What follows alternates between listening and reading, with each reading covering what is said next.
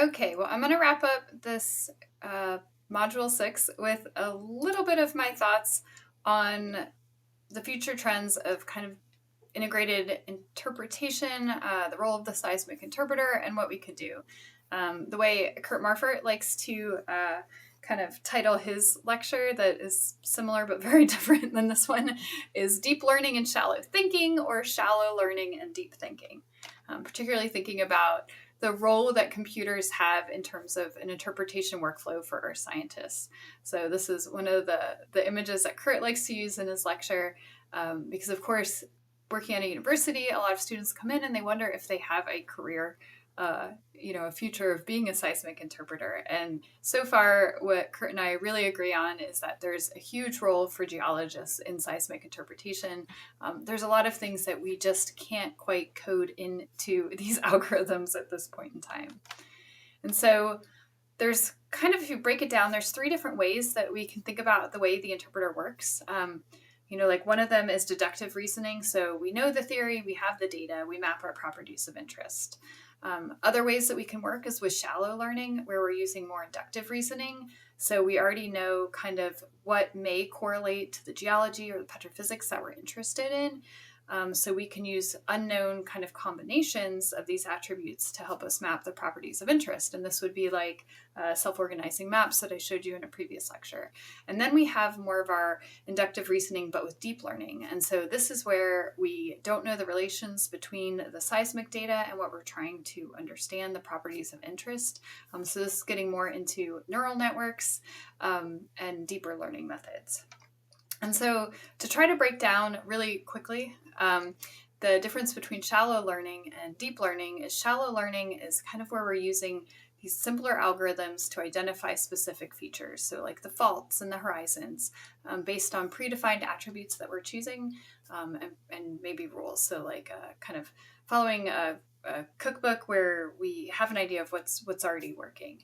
And then deep learning will use multiple layers and neural networks to try to find the kind of map the complex patterns and relationships of what's going on between the seismic data and then the features of interest. And we may never understand what is the path that it's following inside. And so shallow learning, it works really well for very simple tasks like auto picking on a horizon. We've been doing that for decades, I think. But deep learning can handle more anomalous situations, or perhaps where we're treading into trying to understand or find subtle patterns that we're not too familiar with and we don't have defined workflows in the theory to understand. And so kind of the key trade-off between the two is that shallow learning tends to be a little bit more transparent. It's a good place to start if you're interested in doing machine learning for seismic analyses, but it's less adaptable. Whereas deep learning is very powerful, but it can be hard to understand why it's doing what it's doing. And I'll talk about all of these moving through this.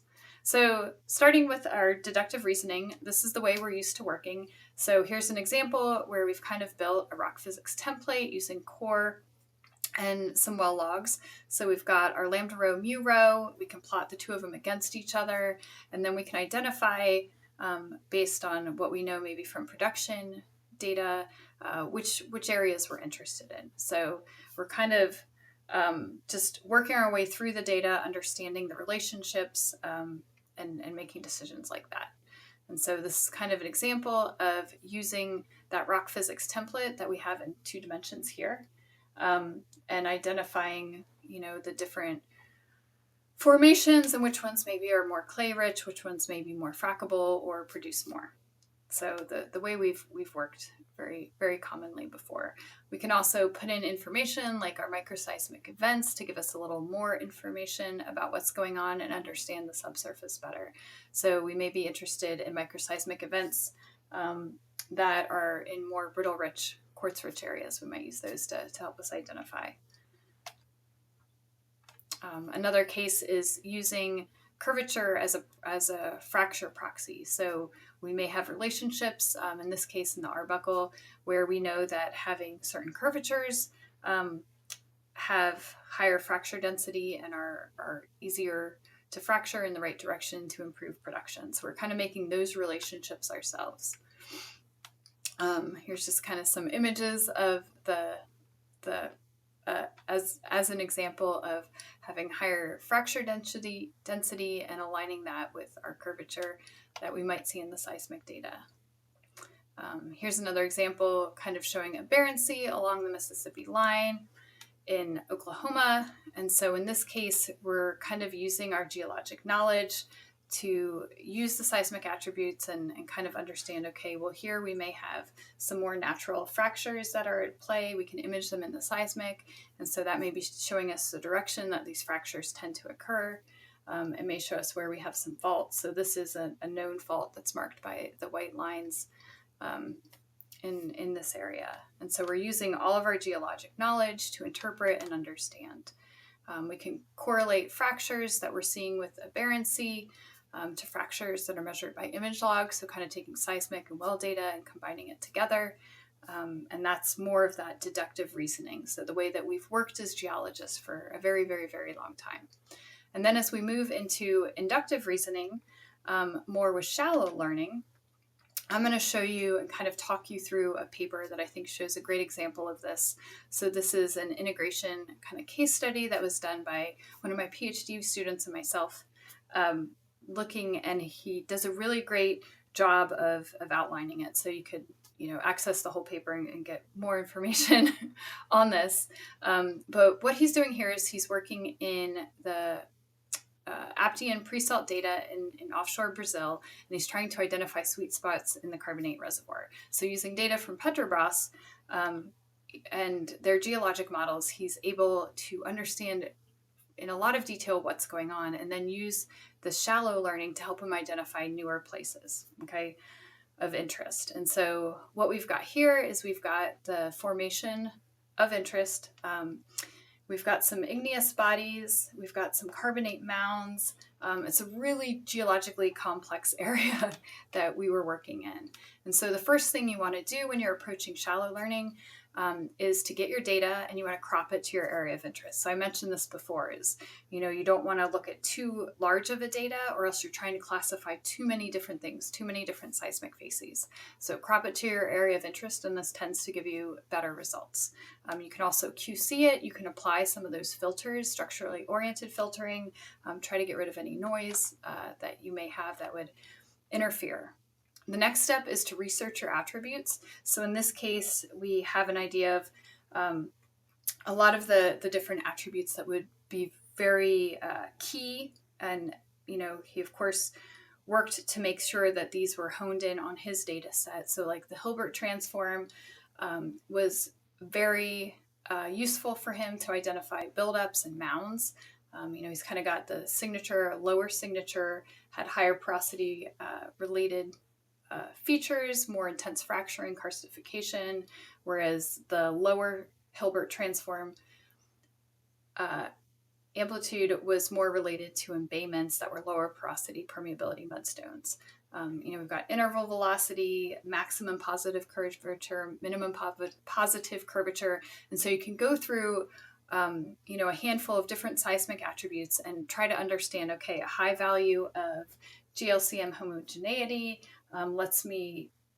it seems to be correlated with the wells in terms of igneous bodies and intrusions. Okay, and so this is the way you kind of start thinking through building up the data that you want to feed into the shallow learning. The next step is to plan the workflow. And so I love showing this because it talks about the well and seismic calibration, trying to identify the sweet spots, doing a little bit of data selection. In this case, we've got full stack, near stack, ultra far stack, calculating the input attributes, normalizing them. So you want to normalize your seismic attributes so that some of them don't have larger values that are overwhelming the algorithm when you put it into the unsupervised classification. And then, choosing which different models you want to use in terms of unsupervised classification, and then kind of comparing with the results. So this is a nice kind of typical workflow that you can work through. So this is part of assessing the attributes. So after determining which ones you want to run, you can assess them. These are the 9 or so that were chosen for this study to be used as inputs into unsupervised classification. And then after that, there's a lot of work that will go into parameterization. I'm not going to talk about that too much right now, but just know that it happens. But here we've got 3 different models with clustering with SOM. This A is SOM using 6 attributes. B is SOM using 8 attributes. Down here in C, this is GTM using 6 attributes. And then D is K-means using 6 attributes. And then this is the color bar, and also how the color bar relates to the facies once we use the wells to validate. So the mound buildups tend to be this darker blue-purple color, while the igneous intrusions are pink. Okay, and so these are ways that you'll start to assign values, assign geology to your clusters. And you can see that there's a lot of similarities in terms of where all 4 of the algorithms picked up the mounds and the buildups. The igneous intrusions are in similar areas between all 4 of these models. Here's another way looking at it. So using some wells, using the wells, you can validate the machine learning results. And so here's an example with a couple of the wells, just showing kind of very detailed, here we've got well X3 and how it looked in the SOM, the K-means, and the GTM, and then comparing that to the NMR and kind of, it looks like gamma ray logs. So all of that you could use to validate your models. And this is really important. If you look on this bottom row, there's a lead that he was proposing to go after, and they were trying to understand what exact seismic facies it was and if it would be productive as the other ones. So you can validate with the wells you have and then propose your hydrocarbon leads. And then predict and interpret. So here we're looking at the data using geobodies. So we're kind of wrapping in a lot of the techniques I've spent time talking about in terms of all the wells that were used to validate the data. And then you can go and predict. So here's the lead. You can see it marked right here, over here in this area. And then there's some other appraisal candidates to look at. So that's one way to kind of work through it. And then here we're looking at more of the karstified features and silicate buildups and mounds that he was interested in. And so those are the ones that are set as geobodies now in kind of the purple color. And then now this is K-means and some clustering again of the karstified fractures and trying to find those potential highly productive sweet spots. So some of these zones of these wells produced more than 48,000 barrels of oil a day. So, this is why they were trying to appraise and understand a little bit better. And so now moving into inductive reasoning with deep learning. So we're kind of getting to the point where we don't know the relationships between the seismic amplitude and the properties of interest. And so let's kind of dig in here and just start off with some everyday examples of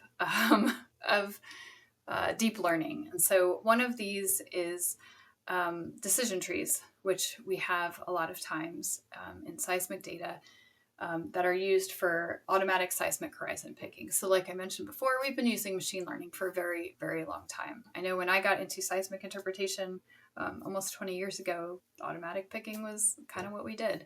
So a lot of these methods have, we've been using as geologists for quite a while. So I don't think machine learning is anything to be scared of. I just think about it as statistics on steroids. And, we just want to understand what's going on. And then we want to validate with like our own critical thinking what's happening.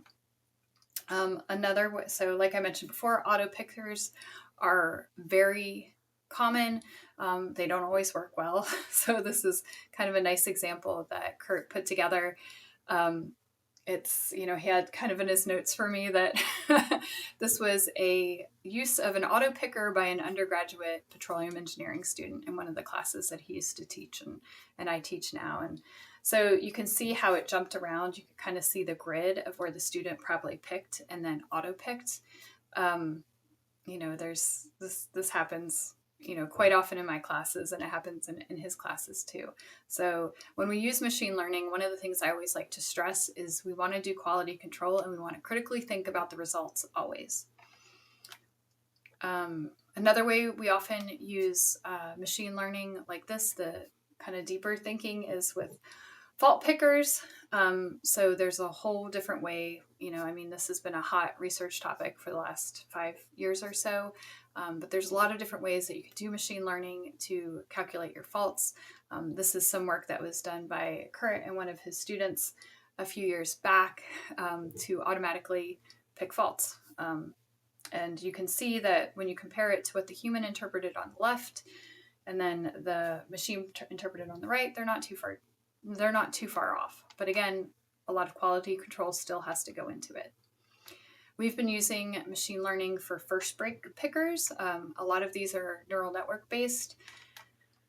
Again, we want a quality control.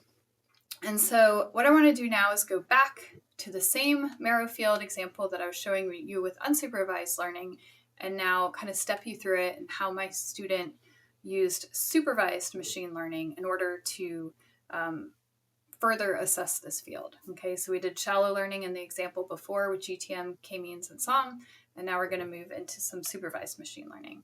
So all of this is also published. We use the same handful of seismic attributes, so it's kind of just taking it one step further. We use Hilbert transform, sweetness, coherence, curvature, GLCM attributes. So same as before, we've already analyzed them. We understand what they do. And so now what we're doing to make it more supervised is we're going to start wrapping in information about productivity from the wells. Okay, so we take some of the wells and we're going to train the model with the wells and the production, the data from the productive zones and the well logs, and then we're going to save a few of those wells to validate. So that's something that's important with supervised machine learning. Okay, and then in this case we used random forest, so we were able to assess the accuracy using the blind wells, so the blind tests. And you can see that we got really good results in terms of picking out the areas that had the higher productivity. And so those are kind of marked in the kind of purplish color. And then the most productive wells in this area that we were able to identify, they could flow up to 48,000 barrels of oil per day, like I mentioned. And so now there's areas that are further away from the well, and you could see them marked in like this purplish color, that are other potential areas to look at and assess in terms of areas that will have good productivity based on the random forest method.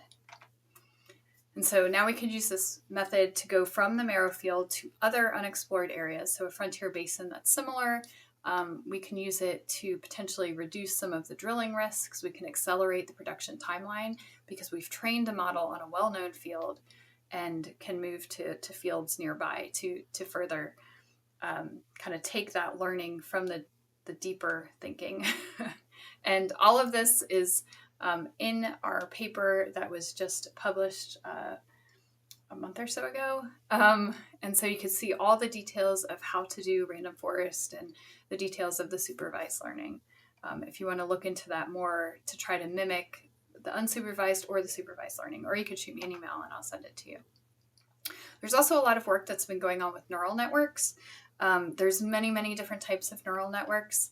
The way they work is they kind of start with the input attributes, and in the end we want to maybe kind of predict our discrete lithology. So that's our output. And so there's a lot of thinking and processing that goes on kind of in the middle at all of these different neurons. The way it works is you try to minimize the loss function using a multi-layer feed-forward network, kind of trying to show it here. It's very hard to simplify this for like 30 seconds. But you can choose different ways to go through it. So one of my students had done this looking at different fit functions from sigmoidal to the TANH to the ReLU method. And the way it kind of works is that you have your data point, you have the training, so you have what you know. So we've kind of got the blue kind of class 1, the yellow class 2. We've got our data point that we want to classify. And so there's a lot of different ways to go through it, but you compare it to known data points and you try to get an understanding of, okay, well, if we classify it as class 1, this is what it would be like if we classify it as class 2. Like this is how we would classify it. And in this case, it was more likely to be classified as class 2, so G sub 2. And so then it gets classified that way. So it's simpler than it sounds, and it's also more complicated than it sounds. But the important thing I want to kind of stress in this mini lecture is just it's hard to know exactly what decisions, what calculations are going on internally between the input and the output. And so those are the things that when you start making multi-million-dollar decisions about drilling on, that we kind of start to lose confidence or worry more about exactly what machine learning is doing for us. And so another method that I like to use, sorry, I went too far, which I like because it's a probabilistic neural network. It assigns probabilities. So it may tell you, okay, well, there's a 75% chance this is salt and a 25% chance that it's mass transport deposit. And so I find that having these probabilities helps make what's going on a little bit more quantitative, so I can have a little more trust in what's going on. And, quality control really gets important here, because just because the random forest or the neural network is classifying it as one facies, we still need to go in and just double check and make sure that we trust the system. Okay, so PNN, one of my favorites right now. It's very similar. In this case, I'm showing it for seismic facies, where we're going in and we're training the data sets. So we've got salt and we've got non-salt. Easy peasy, pick it out. And then from just those polygons that we picked, we can apply the neural network over the entire seismic volume and then see how it classifies it. And so in this case, you can see that the salt, where it classified it all, it was pink. Where it was non-salt, it was green. We've got a few interesting areas up here near the seafloor where it classified it as salt. We've got some kind of features within the salt that it classified as non-salt. And one of the aspects is that you can have that probability volume outputted in 3 dimensions also. So we can then also look at our probability volume. So in terms of salt probability, the areas that are white are ones that we're very, very confident that it's salt. And you can see along the edges that we have slightly lower confidence. And then the black region is where we're confident it's not salt. So it kind of gives us an idea of what's going on, not in the algorithm, but in terms of the confidence of the algorithm, which is what I like about this neural network. There's also convolutional neural networks. So this is one that's mentioned very, very common. I just have one slide on it really quickly. But this has been used a lot for fault probability. And so in this case, you often have your training data set. It's more image-based. So convolutional neural networks is like what, I guess Google or Meta, they use to identify, okay, well, this is this face is this tree is this. We've all got our phones with our apps that are classifying it to like, oh, well, that's a dog. That's this type of dog. So a lot of those are convolutional neural networks. And so in this case, we're training it with a lot of training images of what a fault looks like. And so we will have a training data set with a bunch of we're adding listric faults now, but extensional faults, thrust faults, with different seismic data, different offsets, different amounts of noise applied to them. And then the algorithm will go through and it'll try to pick out where exactly it sees faults in our data. And you can also assign a probability to it. So the darker colors are where it's more confident there's a fault. The grayer colors, it's thinking that possibly there's a fault. And so this is great because, again, we can go in, try to understand where it's confident, where it's not confident. And then as interpreters, we can spend our time, focusing on, okay, where is it not confident? Maybe that's where my time is best spent. So, just to kind of summarize, deep learning and supervised classifications, these neural networks are really great for finding both linear and non-linear trends in seismic data. They can help speed up our workflow, just like it does with automatic picking, horizon picking that we've been using for a while. We could use it for automatic facies picking, automatic fault picking, and then we could spend our time validating and then working on the areas where the algorithm didn't seem quite as certain. I think I mentioned in an earlier one, we always want to be careful about cyclical attributes. So where you go from 0 to 360, because an algorithm doesn't realize that 0 and 360 are the same. So just a little warning there. With supervised classification, you want to have as much control as possible, so as many wells as possible or as much training data as possible to get better results. Okay, so I want to spend about 5 minutes just talking about explainable AI. And this is something I've been focusing on a lot. So how do we explain what's going on with the AI? And so there's a couple of different methods, and there's always new ones popping up. Two of the methods we've worked with more in my group and that you'll see in the literature a little bit more are the LIME model and then SHAP. And so SHAP's kind of one of my favorite right now.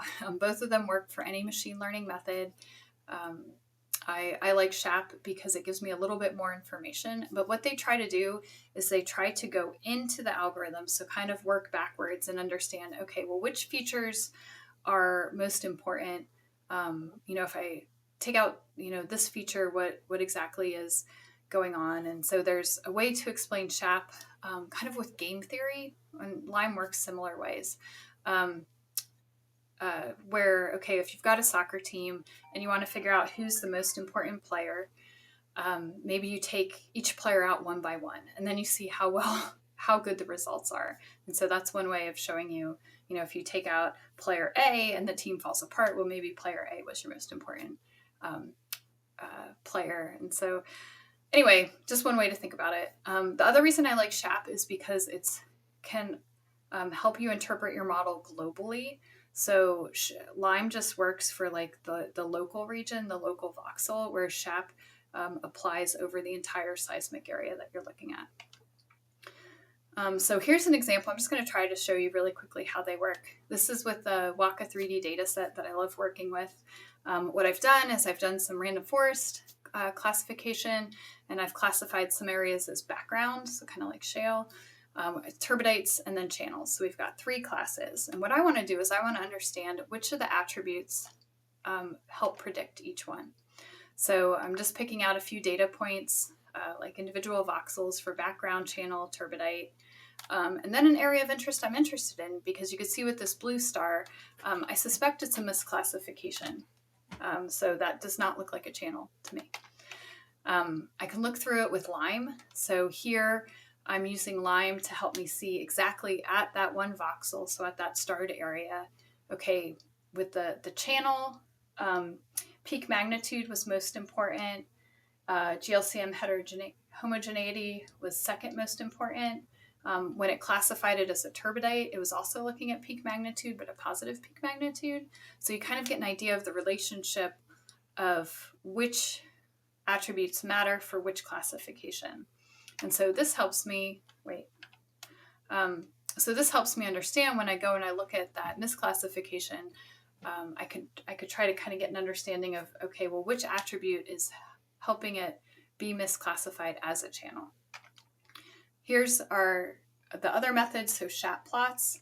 And so what SHAP shows us, let me get through my animations here, is SHAP will show me, okay, well, that channel, I had a 92% confidence that it was a channel. All 6 of the attributes at this voxel increase the probability. Whereas in the case of it being a background at that purple star, GLCM homogeneity and GLCM entropy increase the probability with the values that they were at that point, that it was background, and then coherent energy, peak magnitude, K-curvedness decrease the probability that it was background. And so you can kind of add these all together and you end up with your prediction that is most likely a channel.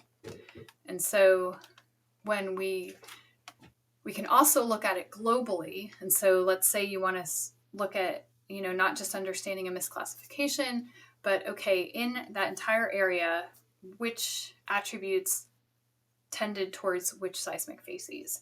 And so you can have these SHAP summary plots. You could look at them individually. So let's maybe do the SHAP summary plot first. So peak magnitude was very important for it being classified a turbidite. And then coherent energy, you could see that bar is a little bit smaller. It wasn't quite as important. You could see that here in that turbidite, where if you had you had a low peak magnitude, it was most likely not a turbidite because it's on the left-hand side. If you had a high peak magnitude, it was more likely a turbidite. Whereas if we look at peak magnitude for background facies, If it was positive, it was less likely to be a background. If it was negative or a low value of peak magnitude, it was more likely to be background. So you can get a lot of information about what's going on in your overall kind of global area that you're looking at by using SHAP. So those are kind of methods I like for kind of diving into what's going on in the algorithms, because they help us understand the rationale behind the different model predictions. They give a little bit more transparency. They can give us confidence in the results. And there's a lot of different applications for them. So I've been using SHAP with a lot of different data, not just seismic data, but geochemistry data, well log data, just to try to understand machine learning a little bit more. And so I just want to wrap up with this final slide with some of my thoughts about machine learning and exploration and production. I think we continue to do seismic geomorphology, our facies, our fault identification. They're still very, very much advanced using seismic attributes. There's a range of seismic attributes, and there's always new ones coming out that you should look into as a seismic interpreter.